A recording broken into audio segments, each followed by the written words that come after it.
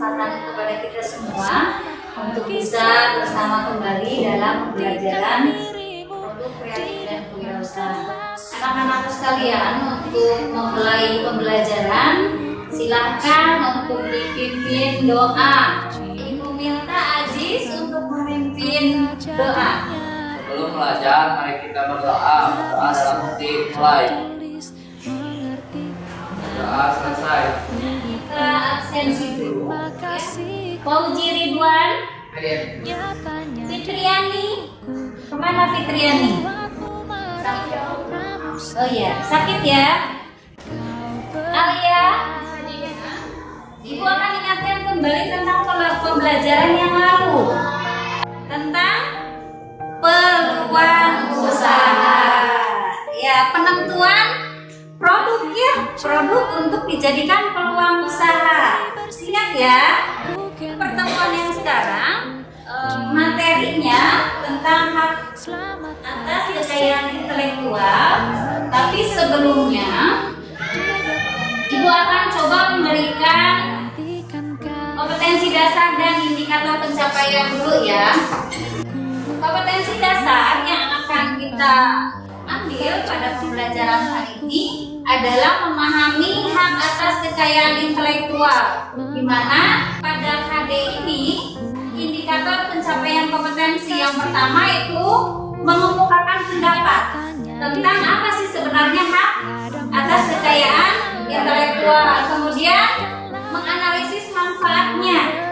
KD yang kedua ini adalah KD keterampilan. Jadi kalian nanti itu akan menampilkan hasil diskusinya.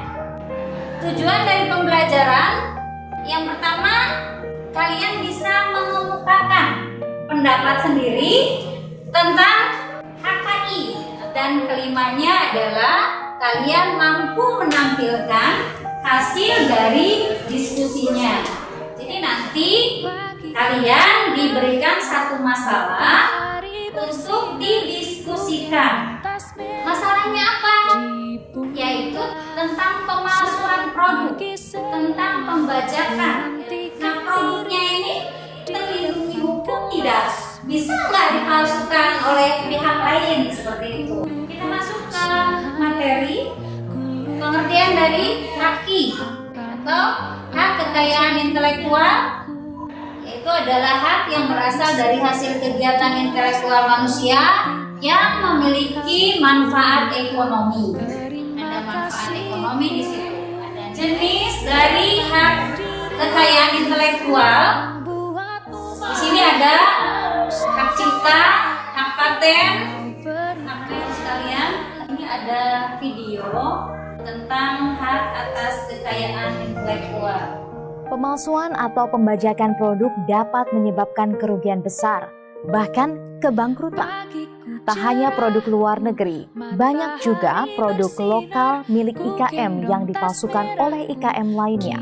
Meskipun sanksi untuk pelaku pemalsuan sudah ditetapkan, yakni berupa kurungan penjara dan juga denda, namun itu hanya berlaku untuk produk-produk yang memiliki hak kekayaan intelektual.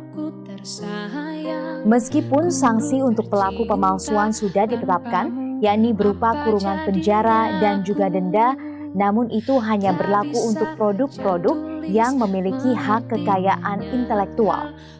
Usai video ini, selain agar dapat menyebutkan definisi HKI beserta sistemnya, rekan IKM juga akan dapat menyebutkan manfaat hak kekayaan intelektual. Dalam hal pemalsuan dan pembajakan, contoh paling umum yang dapat kita temui sehari-hari yakni produk sepatu dan tas. Kelompok 4, Tina Fadila, Fauzi Ridwan, Anggun dan Firda. Dan yang kelima, Laila, Siti Amelia, Alia dan Neng Lela. Itu ada 5 kelompok untuk pengerjaan LKPD. Ini LKPD-nya. Kelompoknya Tina, kelompok Delia, Laila, ini kelompok Dian. Silakan dibuka dulu LKPD-nya. Itu ada 4 kasus yang harus kalian kerjakan. Silakan untuk dikerjakan. Guruku tersayang, Tadinya aku tak bisa baca tulis mengerti. Kira-kira apa saja nih akibat pelanggaran dari film Benyamin Sueb ini? Pelanggarannya ini bisa diberikan sanksi. Sanksinya bisa hukuman penjara atau pidana. Ada yang masih kurang dipahami, Nak? Izin tanya, Bu. Kalau untuk Gen Halilintar itu kan lagi menirukan lagu Lagi Cantiknya. Ya. Nah, kira-kira kalau untuk sanksinya itu kan ada sebesar 300 juta. Selain itu kira-kira apa lagi? Oh ya, untuk sanksi bisa saja sanksinya kalau denda dengan sejumlah itu, misalnya merasa belum puas gitu kan ya, bisa saja mungkin lebih dari itu, bisa dengan pidana misalnya, hukuman penjara misalnya. Anak-anakku sekalian, sudah selesai pengerjaan tugas LKPD-nya? Ya. Oke. Untuk kasus 1, silakan kepada kelompok Winda untuk menyajikan hasil diskusinya. Assalamualaikum warahmatullahi wabarakatuh. Waalaikumsalam warahmatullahi wabarakatuh. Kenalkan, nama saya Nela Amalia. Saya Lina Feruza. Di sini kita akan menjelaskan tentang kasus film Benyamin Sueb. Dengan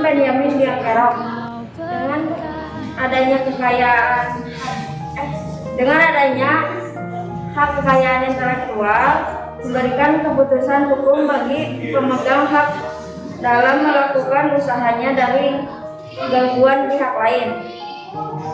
Nah, langsung saja kita akan menjelaskan tentang pelanggaran film Benyamin Sueb. Pelanggarannya yaitu tidak ada pemberian hak cipta. Adapun akibat pelanggarannya yaitu dirugikan secara material maupun imaterial, ekonomi, merusak nilai kredibilitas akademik, dan menghasilkan suatu data forgery. Sanksinya yaitu didenda sebesar 1 miliar. Samsung meminta royalti penjualan tiket film senilai Rp1.000 per tiket. Dan alternatif solusinya yaitu diselesaikan secara kekeluargaan atau dibawa ke ranah hukum. Ya, presentasi dari kami. Yang lebih kurangnya mohon maaf. Wassalamualaikum warahmatullahi wabarakatuh. Waalaikumsalam. Selanjutnya, kelompok Dian. Assalamualaikum warahmatullahi wabarakatuh.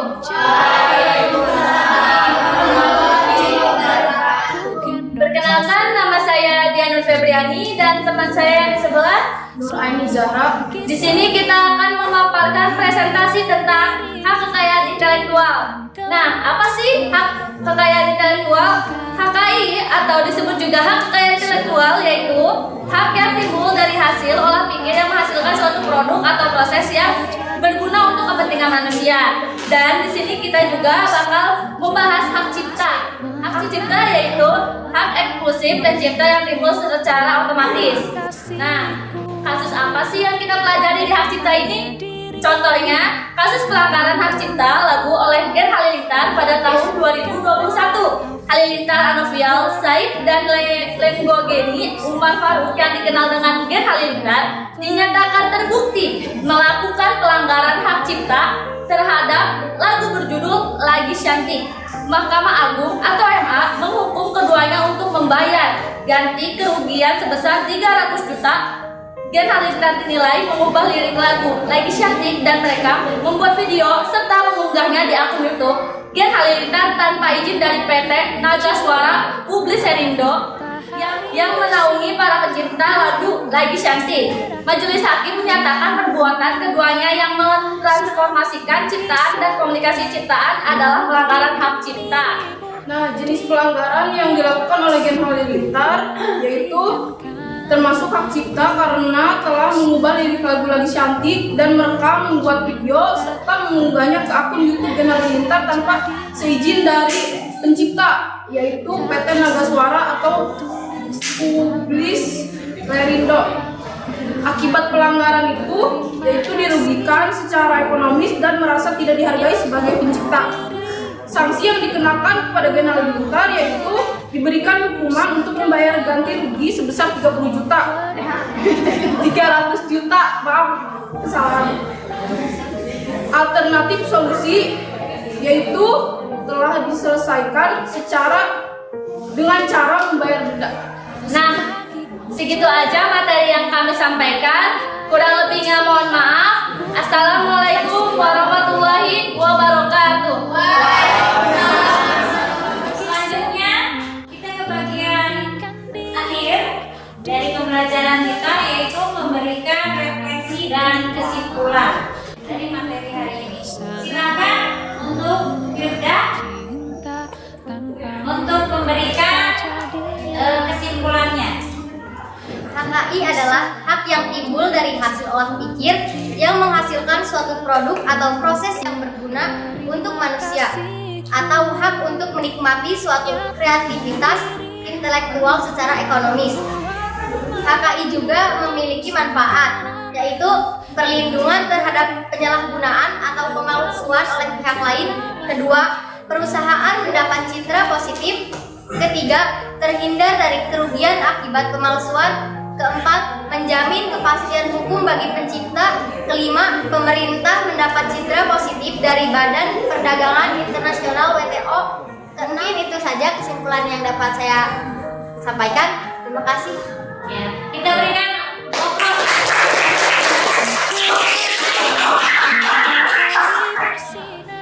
Pembelajaran untuk kita tentang hari ini. Ada yang bisa menyampaikan barangkali? Ya, oke, Delia. Izin menjawab, Ibu. Ambil di kehidupan sehari-hari, yaitu kita tidak boleh meniru orang lain tanpa seizin pemiliknya, dikarenakan itu sudah terlindungi oleh hukum dan kita akan dikenakan royalti atau denda, atau bisa juga dengan kurungan penjara. Seperti itu. Ada beberapa soal yang harus kalian kerjakan secara mandiri. Silakan nanti dikerjakan dengan menggunakan form yang sudah disediakan. Silakan. Marah, namun segala maaf kau berikan.